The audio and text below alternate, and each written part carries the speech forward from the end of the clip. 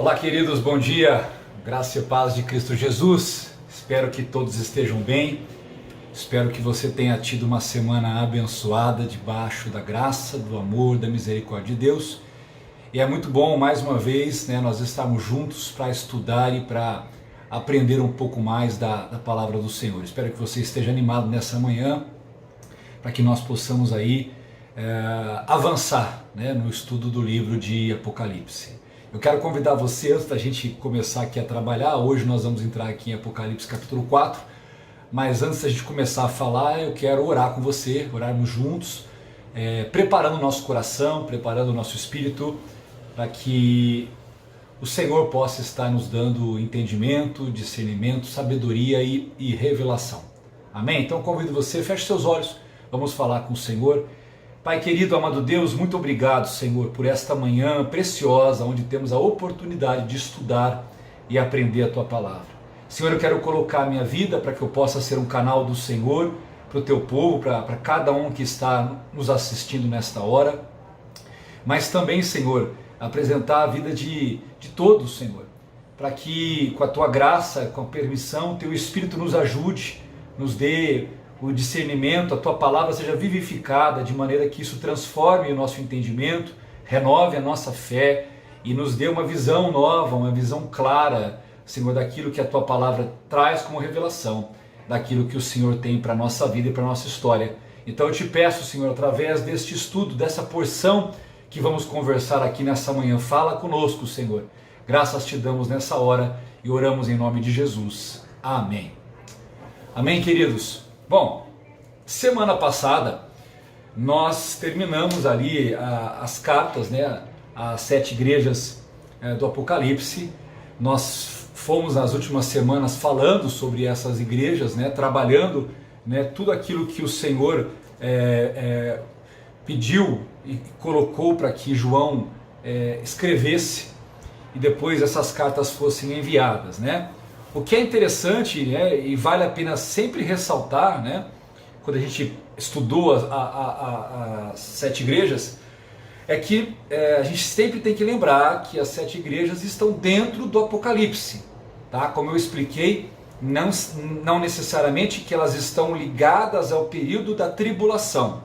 Tá? Aí nós temos correntes de estudo, correntes dispensacionais, como pré-tribulacionismo, mid-tribulacionismo, ou meso-tribulacionismo, ou pós-tribulacionismo, que vão trabalhar e interpretar de uma forma posicional onde essas cartas se encontrariam. Como eu disse lá atrás, no começo, se você voltar lá para o primeiro vídeo nosso, quando nós começamos ali a estudar, eu sempre deixei claro que a proposta, a visão nossa de estudo aqui, não é estudar a partir dessas lentes dispensacionais, mas estudar a partir do próprio livro, primeiramente o livro do Apocalipse, tá? E aí trabalhando textos, que nós já falamos, citamos textos em Daniel capítulo 7, 8, 9, citamos Mateus 24, livro de Ezequiel. Então assim, são vários textos que a gente trabalha, para fazer toda essa interpretação e enriquecer o nosso conhecimento, mas a partir do livro do Apocalipse.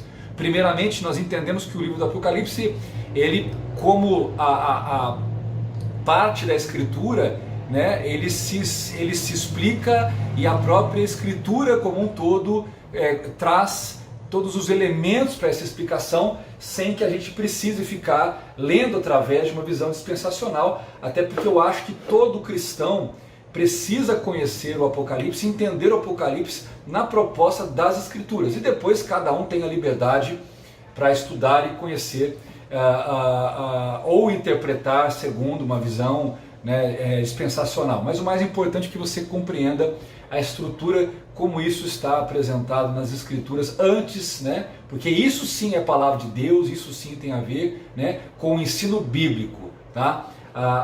Visões dispensacionais, elas sempre vão tratar dentro de uma forma sistemática, de uma forma de estudo e de interpretação, ok? Bom, vamos lá então, capítulo 4, tá, de Apocalipse, Diz assim, eu vou lendo e a gente vai trabalhando, para não ler o capítulo inteiro, fica muito cansativo, mas vamos lendo e vamos interpretando aqui.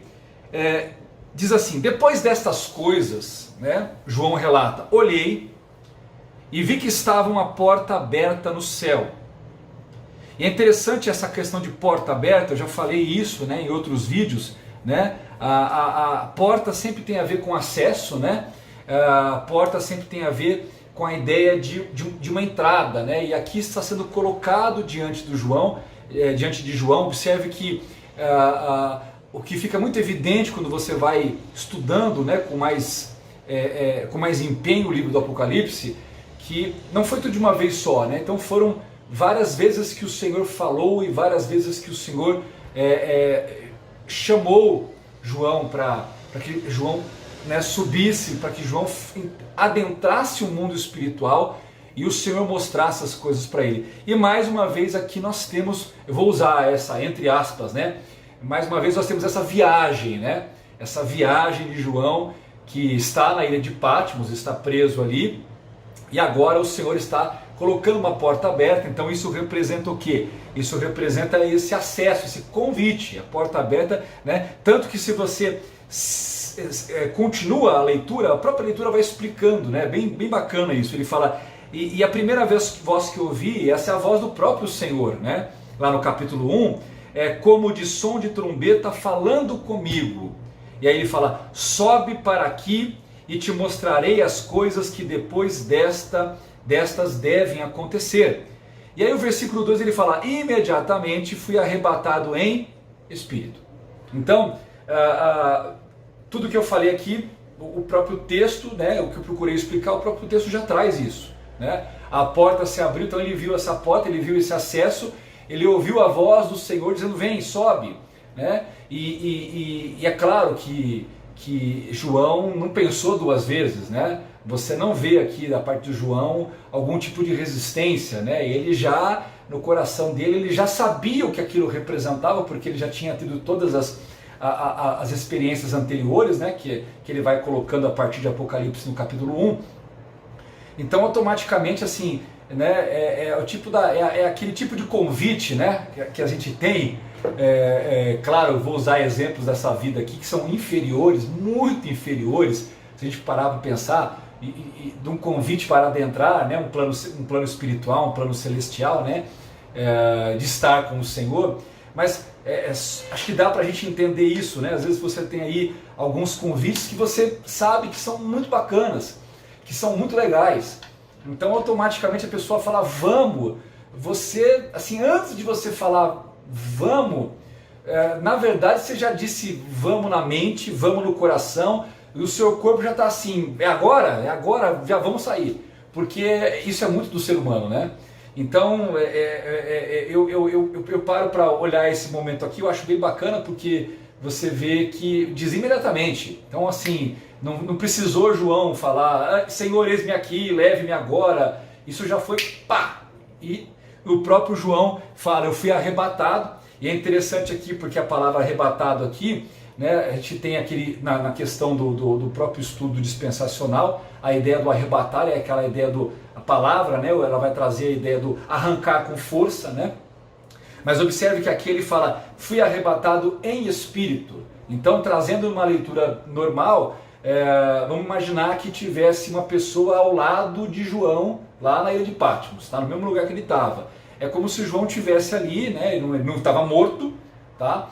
Mas naquele momento ele foi arrebatado, ou seja, a consciência, né, do homem espiritual, de quem João era em Cristo Jesus, né, esse homem espiritual, ele é levado, né, para o mundo espiritual, ele adentra o mundo espiritual, ainda, tá, que João estivesse ali, se alguém estivesse olhando para João ali onde ele estava, ia falar assim, João deve estar dormindo, né? Mas na verdade ele não estava dormindo, ele havia sido arrebatado no espírito e ele estava agora no plano espiritual. Então não é aquela ideia do arrebatamento, como por exemplo, é trabalhado quando você estuda, né, essas linhas dispensacionais, por exemplo, vou pegar assim só para citar, né? Você pega o pré-tribulacionismo, né, que fala que né, tem os filmes aí, tem vários filmes aí deixados para trás, tem livros, né, e teve até novela que a Record fez, o Arrebatamento, né? Dentro de uma visão pré-tribulacionista, que é justamente isso, né? As pessoas ouvem ali, né, a trombeta e elas somem, né? Mas aí elas somem de espírito, alma e corpo, né? Tanto que nesses filmes e nessa novela ou qualquer dessas coisas que o pessoal faz tentando retratar isso, sempre tem essa questão que as pessoas desaparecem, né? Algumas vai até com a roupa e tudo. E hoje, né, os filmes mais antigos retratavam assim, e agora não, agora você vê que a roupa, a pessoa some, né? E a roupa cai aqui e acaba ficando. Então, não quando ele fala eu fui arrebatado, a ideia é a mesma, tá? A ideia que ele foi tomado, tá? Mas não é a ideia aqui que ele sumiu, tá, da prisão. Até porque se ele sumisse da prisão, todo mundo ia estar atrás dele. Então o que aconteceu é que ele fala que eu fui arrebatado em espírito, tá? E aí vamos lá, e ele diz assim, então ele foi arrebatado em espírito. Então nesse momento o que João está dizendo? Que agora ele entrou por essa porta, ele foi levado em espírito e ele se vê num outro lugar. E o que ele vai fazer, o capítulo 4, ele é a descrição do trono que ele vê no céu, daquele que está assentado no trono, de tudo aquilo que ele vê à sua volta. Então ele vai descrever, basicamente é uma descrição do que ele está vendo acontecer na sala do trono, no lugar onde o Altíssimo ali, ele vê a presença do Altíssimo. Então ele vai dizer isso, né? Ele vai falar, imediatamente eu fui arrebatado em espírito, e um trono estava posto no céu, e alguém assentado sobre o trono. Então, ele fala do trono, então ele reconhece, existe um trono, tá? Ele fala, estou vendo um trono. Interessante, né? Porque se você for no Antigo Testamento, né, você vai ver essa ideia do trono, ela era conhecida ou descrita, né? Isaías, o profeta Isaías, né, no capítulo 6, essa é uma passagem muito conhecida nossa, quando ele fala, né, no ano que o rei Uzias morreu, viu o Senhor assentado num alto e sublime trono. Né? Ele vai descrevendo ali a visão que ele tem do trono, dos querubins, dos serafins, aquela coisa toda, tá? E mais uma vez agora com João vendo, tá? Há uma diferença ali, nós vamos entender, tá? A diferença ali é justamente por causa de um propósito e tudo aquilo que João está sendo permitido que João veja referente ao tempo do fim, tá? Então ele fala que ele vê o trono e juntamente que ele vê o trono no céu, né, esse trono posto no céu, ele fala alguém assentado sobre o trono, tá? Então o trono não está vazio, tem alguém assentado sobre o trono. E aí ele vai descrever aqui, né? E o que estava assentado era na aparência semelhante a uma pedra de jaspe e de sardônio. E ao redor do trono havia um arco-íris semelhante na aparência a esmeralda. Então, a gente tem que sempre ter em mente, nunca é fácil interpretar isso. Nós temos que ter em mente que nós estamos pegando um homem de 2000 anos atrás, inserido dentro de uma condição cultural, sociológica, do próprio conhecimento tecnológico, né? E agora ele está tendo experiências, né, sobrenaturais, não tenho o que falar, isso é uma experiência sobrenatural, e ele está tentando da melhor forma possível interpretar o que ele está vendo. Então ele vê um trono, então aquilo que ele vê algo que ele identifica, né, é um trono, ele vê alguém assentado, e automaticamente a primeira coisa que ele faz é descrever quem está sentado, né? É interessante como na própria forma como o Senhor o arrebata, né, existe uma ordem de visão, uma ordem de perspectiva, porque nós vamos, né, ler os outros versículos, você vai ver que tem muitos outros elementos presentes naquele contexto, né? Mas o Senhor faz ele enxergar as coisas debaixo de uma prioridade. Então nós vamos ver aqui na sequência, já vou falar, nós vamos ver aqui os 24 anciãos, nós vamos ver aqui os sete espíritos, nós vamos ver aqui os 4 querubins, nós vamos ver o mar de vidro, nós vamos ver um monte de outras coisas. Mas observe que a visão de João, toda a construção da descrição de João, e isso é reflexo da sua própria experiência, porque o ser humano é assim. Quando a gente descreve alguma coisa que a gente viu, que chamou a nossa atenção, que foi impactante, que foi surpreendente, você pode observar, você sempre começa naquilo que mais te impressiona, naquilo que mais te impactou, naquilo que se destacou. Depois você vai construindo o que estava ao teu redor, mas sempre existe algo que você relata com prioridade, ou você dá prioridade no relato. É exatamente o que está acontecendo aqui. Então João está relatando o que? Ele está relatando o trono e aquele que está no trono.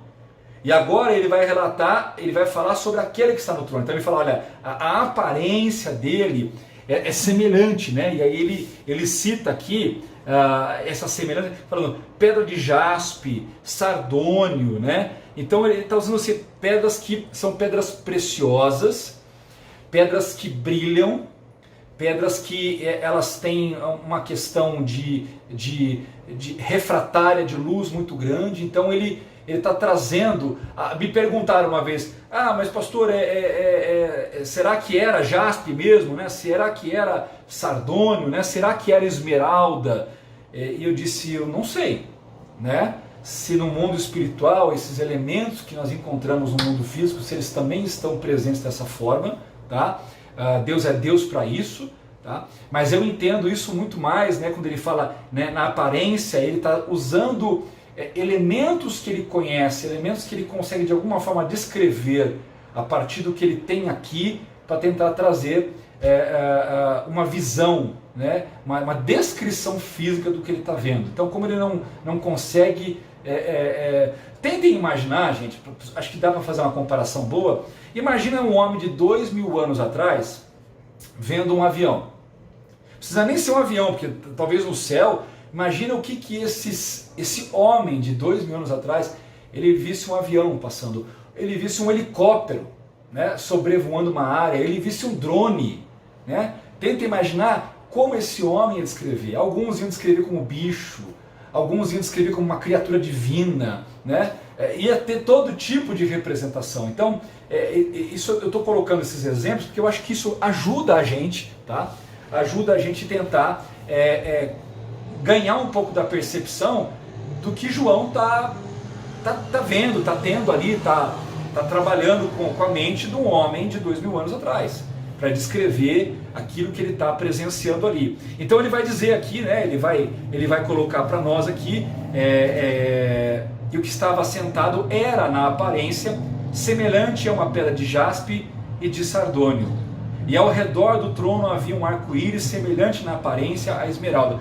É interessante porque quando ele fala a questão do trono, né? Então ele usa, primeiro ele usa as pedras preciosas ali para descrever, né, aquilo que a gente pode entender como que se refletia do Senhor, né? O seu brilho, a sua glória, a sua majestade, a sua beleza, a sua luz, porque Jesus, por exemplo, Jesus disse que, quando falando a respeito do Pai, né, ele chamou o Pai das luzes, né?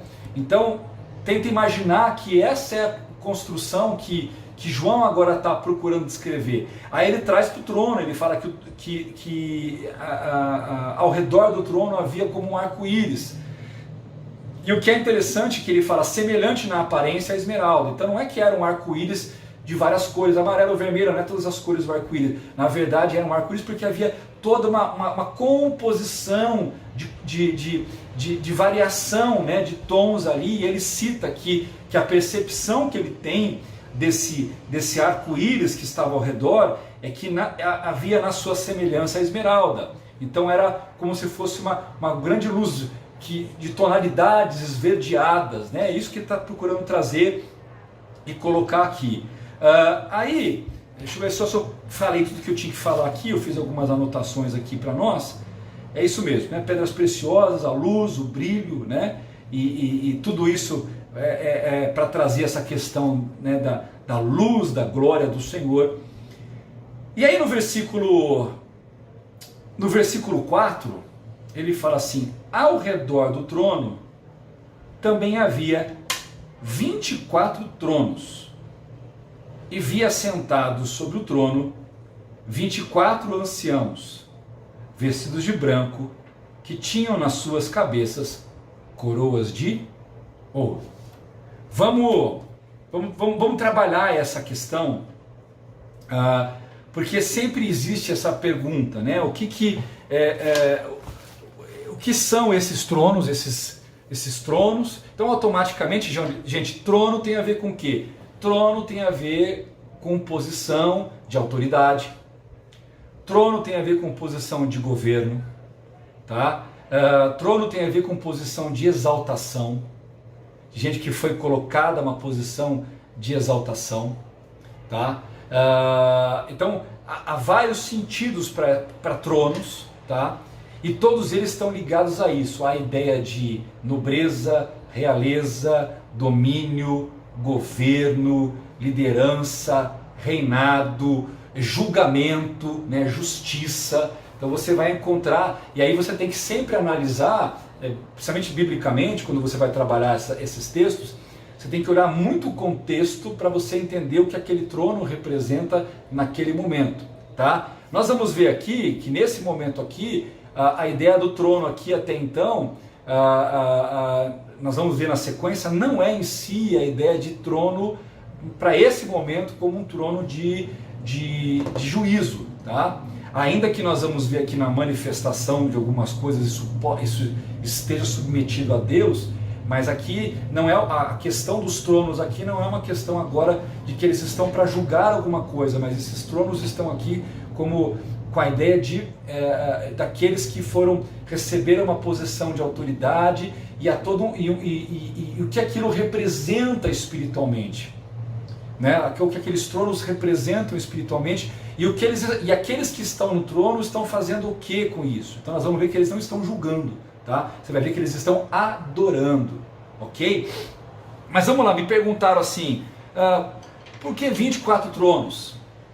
A resposta do 24 tronos, nós não vamos ter a explicação por que 24 tronos. Então a gente tem a questão de números, né? A questão de números que trazem a ideia de completo, maioria, plenitude, sempre tem essas leituras, né, desses números bíblicos ali, mas aonde a gente encontra a primeira informação que pode nos ajudar a entender sobre essa questão do significado dos 24 tronos?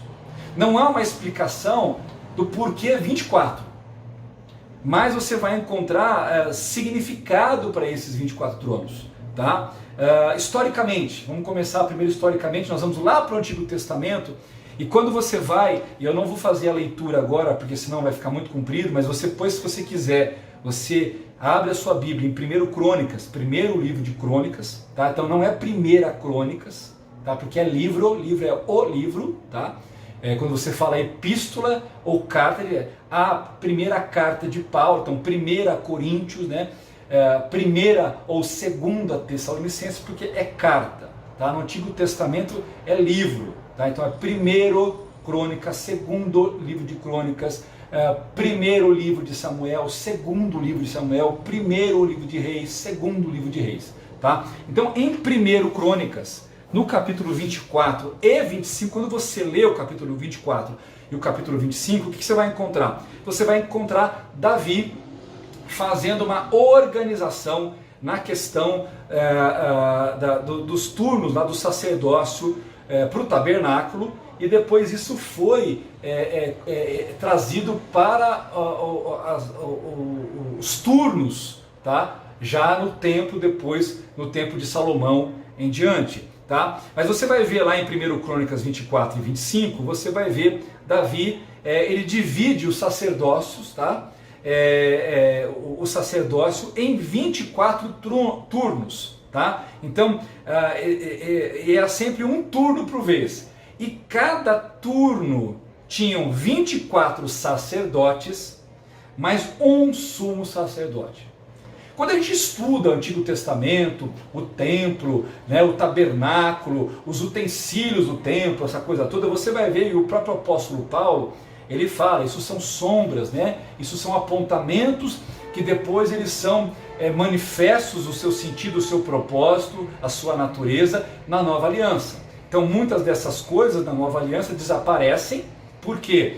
Porque não tem sentido, porque Cristo já as cumpriu, ou agora já existe o significado espiritual correto, então não tem necessidade mais de um símbolo exterior, porque aquilo já teve um cumprimento interior.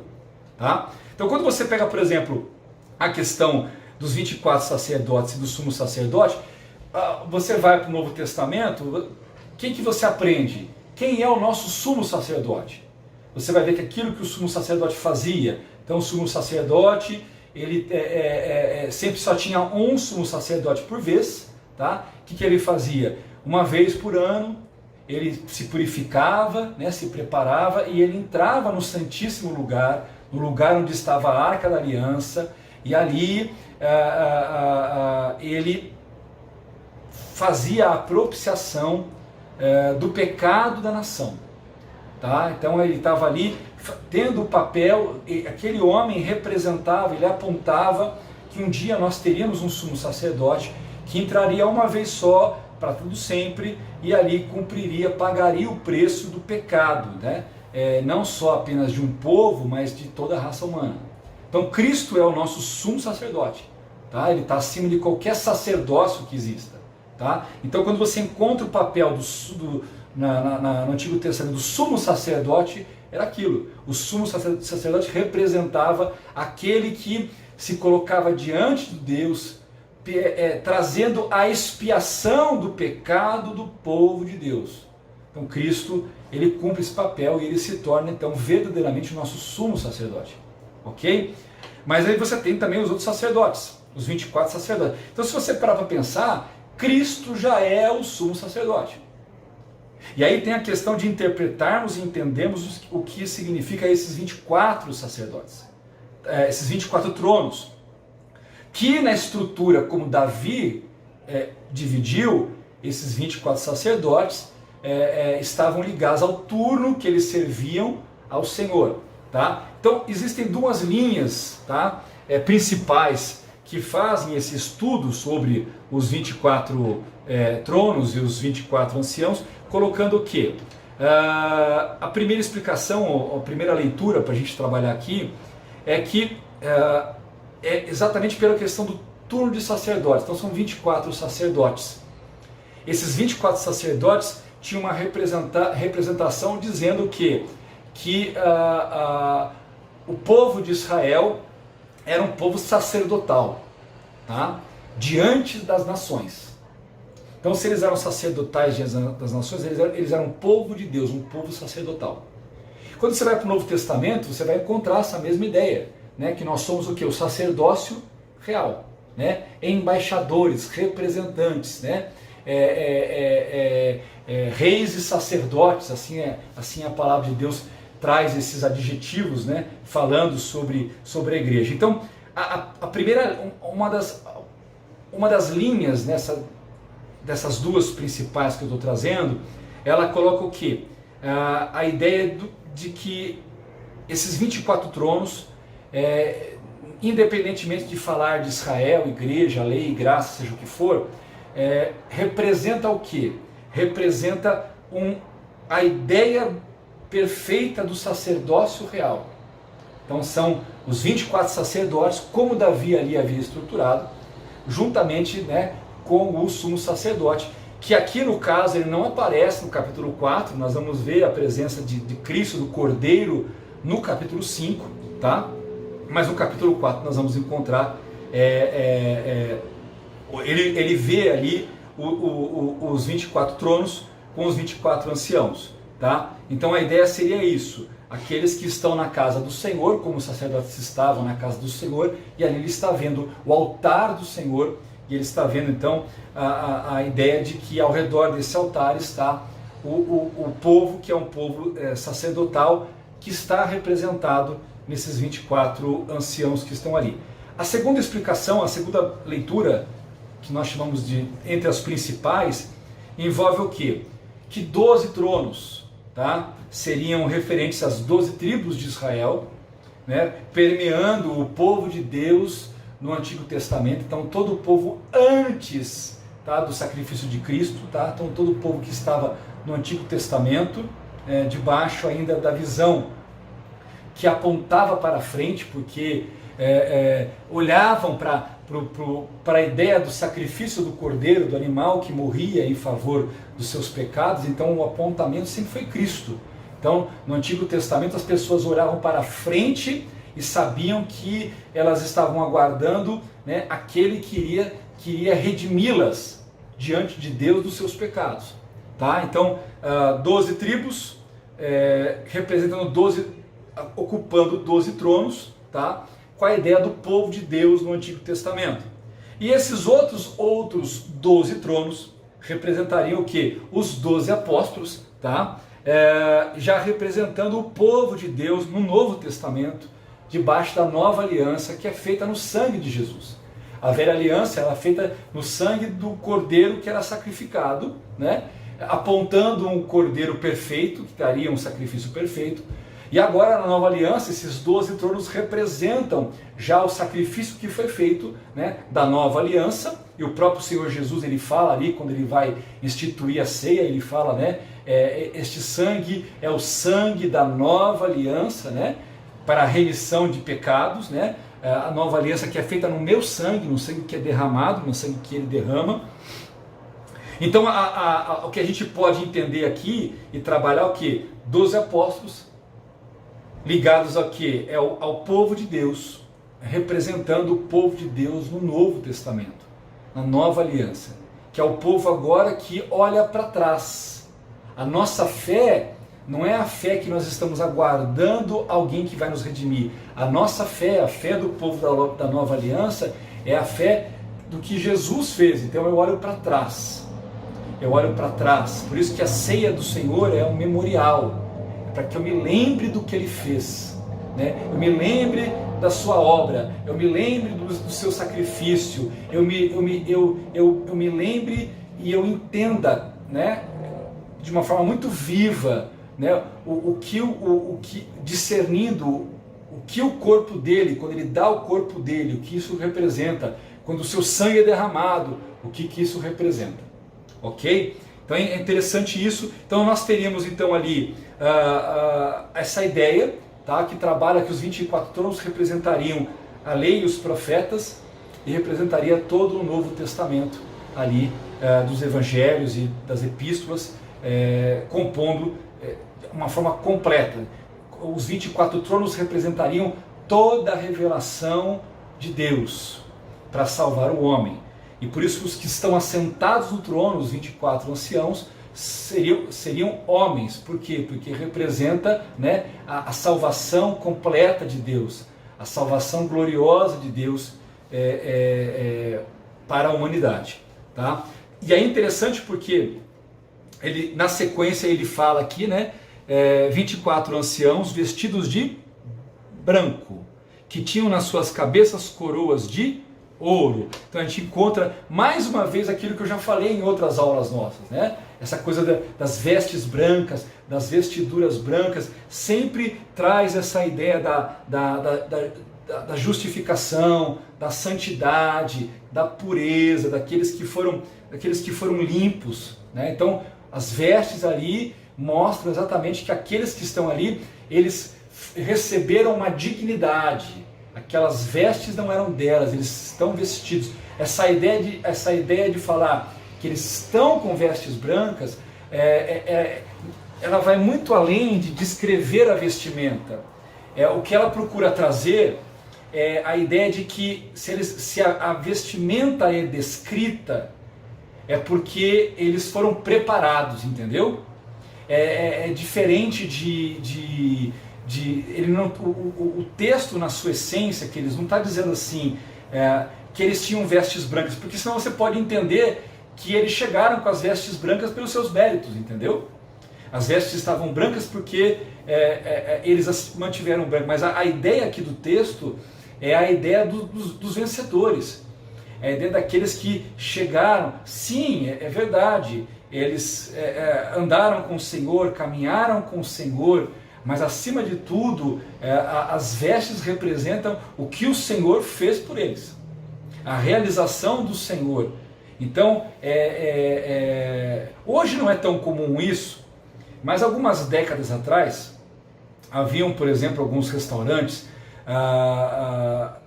em alguns lugares do mundo ainda é assim, que exigem, por exemplo, algum tipo de protocolo de vestimenta. Então, por exemplo, alguns lugares, se você chegar, no caso do homem, não pode entrar sem um blazer, tá? Então, em alguns desses lugares, eles têm, o próprio restaurante, ela tem blazers ali, que ela cede para a pessoa. Então a pessoa chegou lá, o cara não sabia, né? E olha, aqui você não pode entrar sem blazer. Pô, mas eu tô sem, e agora? Então o próprio lugar, tá? O próprio comércio ali, o próprio restaurante, eles tinham um blazer e essa pessoa então vestiu o blazer. Esse homem vestia esse blazer que não era dele, foi dado ali pelo restaurante para que ele pudesse entrar, tá? Alguns anos atrás, algumas décadas, melhor dizendo, nós tínhamos no Brasil, em muitos lugares onde, eu vou colocar dessa forma, né, alguns lugares mais caros e requintados, refinados, né, que havia uma exigência, um protocolo de vestimenta, né, onde o homem não poderia entrar se ele não tivesse, por exemplo, usando um blazer, tá? Então havia essa exigência. E se não tinha o blazer, o cara não podia entrar. Mas era comum os lugares terem ali uma quantidade X para que esse cliente, caso ele esquecesse ou ele não conhecesse a regra, ele pudesse entrar e pudesse então comer e desfrutar ali. Então eu estou usando isso como exemplo porque nos ajuda a entender quando ele está dizendo assim, quando ele fala dos tronos dos 24 anciãos, na sequência ele fala de vestimentas brancas. E a ideia é essa, né, que eles foram vestidos, né? Então, e isso é confirmado, a ideia que eles foram vestidos, ele é confirmado pela coroa. Porque ele fala que ele tem essas coroas de ouro, né? Então nós já vimos que ouro tem muito a ver com fé, é claro que também o ouro tem a ver com pureza, o ouro tem a ver com santidade, é verdade, mas dependendo de onde o ouro está sendo colocado, o ouro também tem a ver com fé. Então, essa palavra coroa, né, que nós lemos aqui, que é citado, né, nas suas cabeças coroas de ouro, essa coroas aqui é a palavra Stefano, tá? Eu já falei um pouco sobre a palavra Stefano. A palavra Stefano, ela sempre foi apresentada, ela sempre foi colocada como a coroa no sentido de prêmio, tá? Prêmio ao vencedor. Então, aquela coroa que era dada, ela era dada àquele atleta ou aquele guerreiro pela sua vitória, né? Então ele recebia uma coroa, tá? Ele recebia uma Stefano, que era uma coroa que todos que olhavam aquela coroa sabiam reconhecer que ele era um vencedor.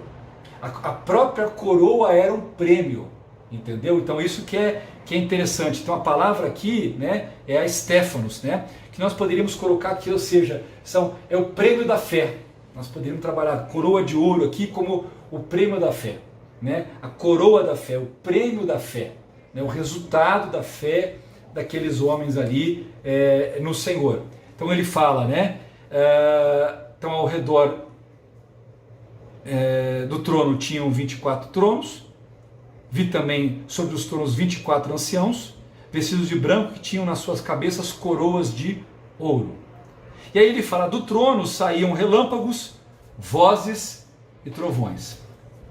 E aí ele está vendo que há uma manifestação, que através do trono, tá?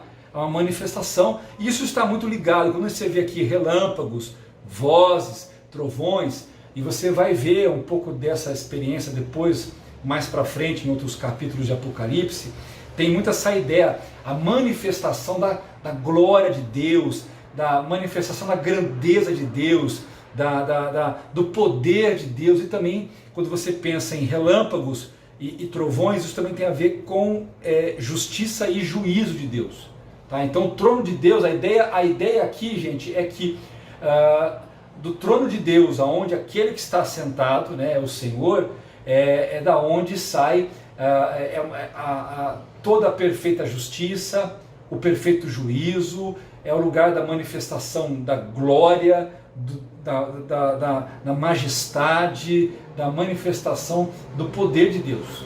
É isso que ele está vendo aqui, ele está descrevendo para nós aqui. Então ele fala, diante do trono saíram relâmpagos, vozes e trovões, e aí ele traz uma outra informação, diante do trono ardiam 7 lâmpadas de fogo, as quais são os 7 Espíritos de Deus. E aqui é muito bacana, gente, porque então ele está falando de, né, como fossem 7 tochas que estavam pegando fogo, ele fala que são 7 Espíritos de Deus, e se você parar para analisar, nós vamos encontrar, deixa eu só acompanhar aqui isso, que eu estou aqui na telinha aqui, gente, e eu vou passando aqui no texto bíblico, mas também vou colocando algum material de apoio para eu falar para vocês aqui. Então, esses 7 Espíritos de Deus, eles são mencionados em Apocalipse, né? Apocalipse 1, capítulo 4, tá? Onde ali João fala que os 7 Espíritos estão diante do trono de Deus. Depois Apocalipse 3:1, falando que Jesus tem os 7 Espíritos de Deus. Depois em Apocalipse 4:5, né, que relaciona esses 7 Espíritos com 7 lâmpadas acesas, ou tochas, né, que é o que nós estamos lendo aqui. E Apocalipse 5, versículo 6, que identifica os 7 Espíritos com 7 olhos do Cordeiro e afirma que eles estão enviados por toda a terra. Fato é, quando a gente pensa nesses 7 Espíritos de Deus, a gente tem a ver que isso está ligado à pessoa do Espírito Santo. Até lembrando, gente, que o número 7, como nós falamos, 7 igrejas, né? As 7 cartas, essa ideia do número 7, ela sempre carrega esse conceito seja da perfeição, daquilo que é a completude das coisas, ou seja, né, é a manifestação plena, completa do Espírito Santo. Então ele está vendo ali toda a manifestação plena e completa do Espírito Santo, ok? Talvez isso, para nos ajudar a entender, né, isso como o símbolo do Espírito Santo, né, como pessoa e como Deus. Um dos textos que é bom, que ajuda a gente a trabalhar, né, que inclusive você vai encontrar o menorá, né, que parece aquele candelabro judaico. O menorá, ele tem exatamente 7 estruturas que representam ali, né, os 7 Espíritos de Deus.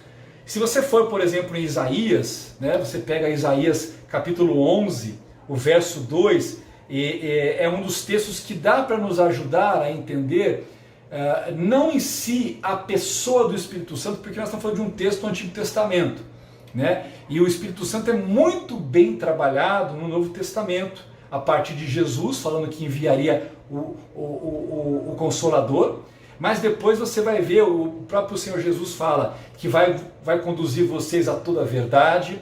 Depois o apóstolo Paulo fala muito sobre isso, mostrando que o Espírito Santo é uma pessoa, que o Espírito Santo pode ser entristecido, que o Espírito Santo, a sua voz pode ser apagada. Mas para a gente entender o que eu quero tentar explicar aqui, é essa questão quando você vê 7 Espíritos, né? E não uma coisa só.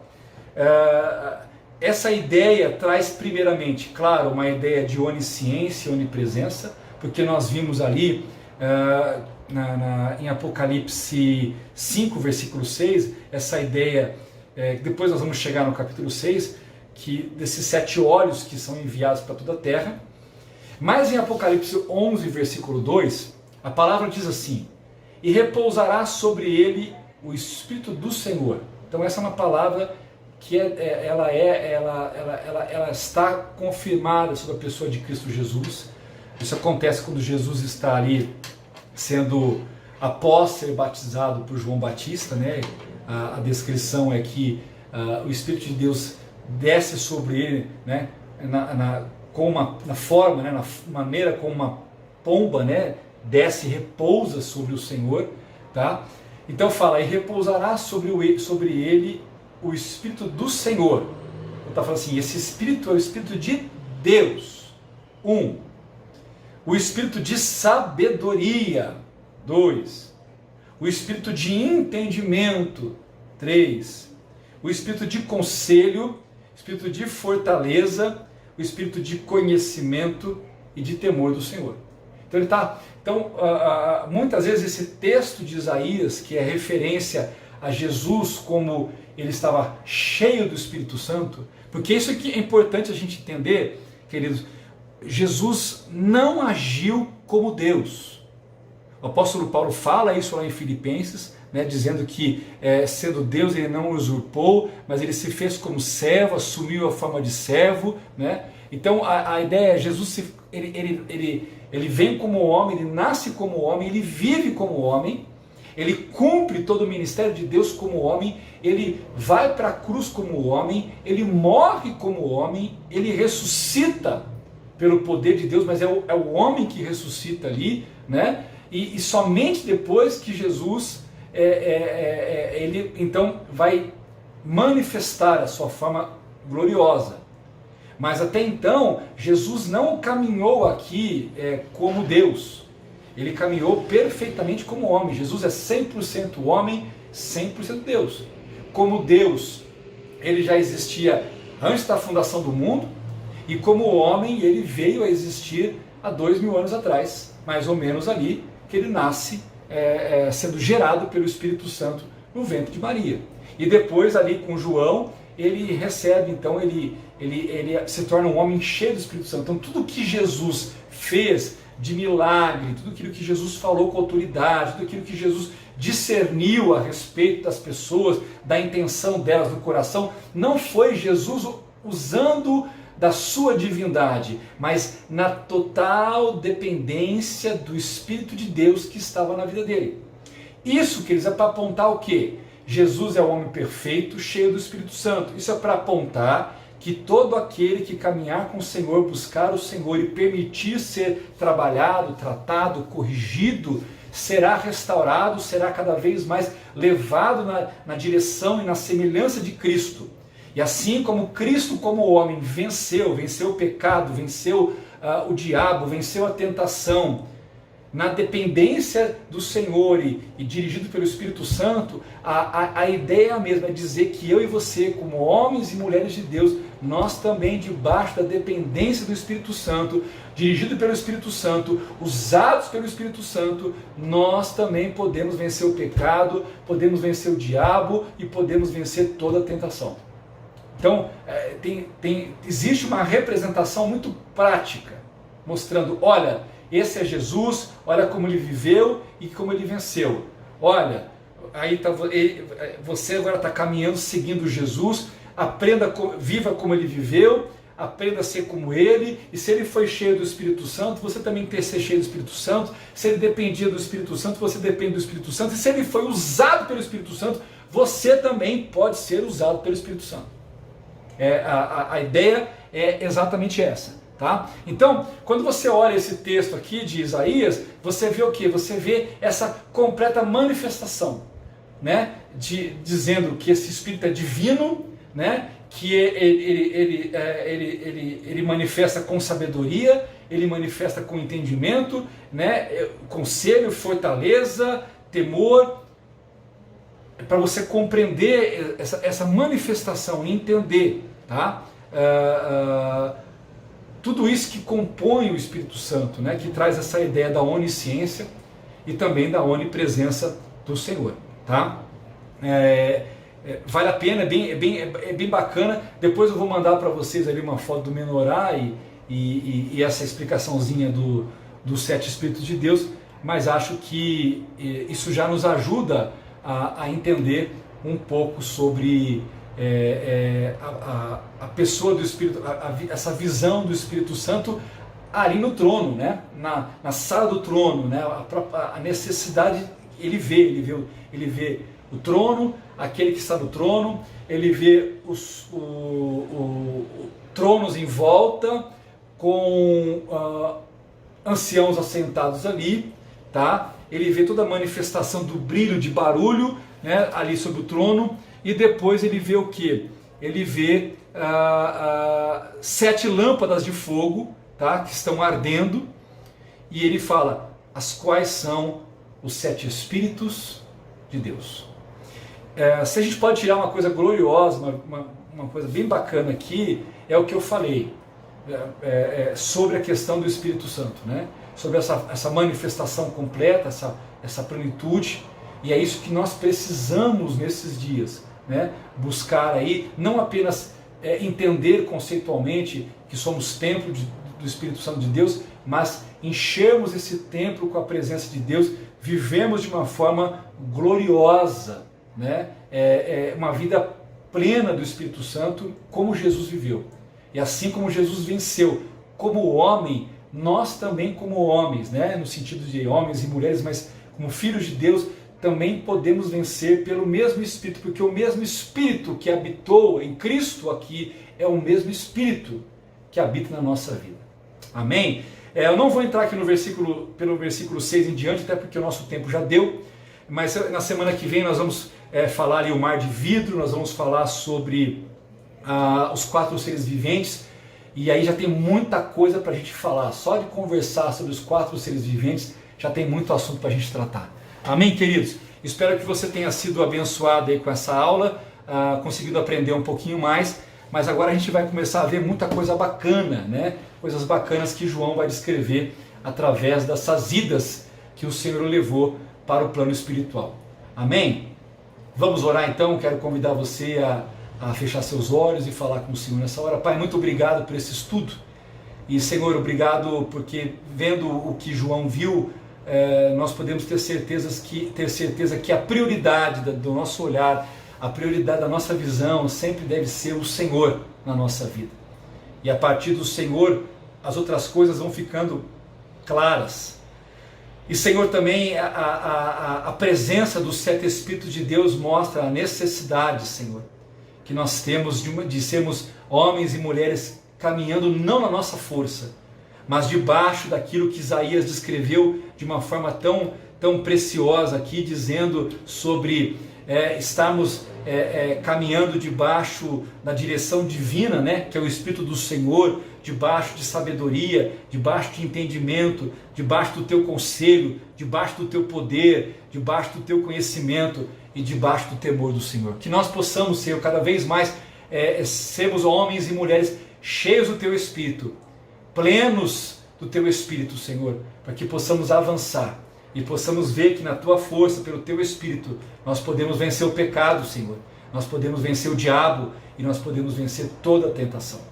Graças te damos por esse tempo. Abençoa, Senhor, este domingo. Abençoa, Senhor, o nosso culto daqui a pouco. Abençoe cada um dos meus irmãos, das minhas irmãs, cada um que está assistindo, está participando desse estudo, que seja abençoado pelo Senhor, a ele, a ela e a sua família. Graças te damos, Senhor, e oramos no santo, bendito e maravilhoso nome de Jesus. Amém. Deus abençoe a sua vida, um excelente domingo, uma excelente semana para você na presença do Senhor. Amém? Grande abraço, fique com Deus.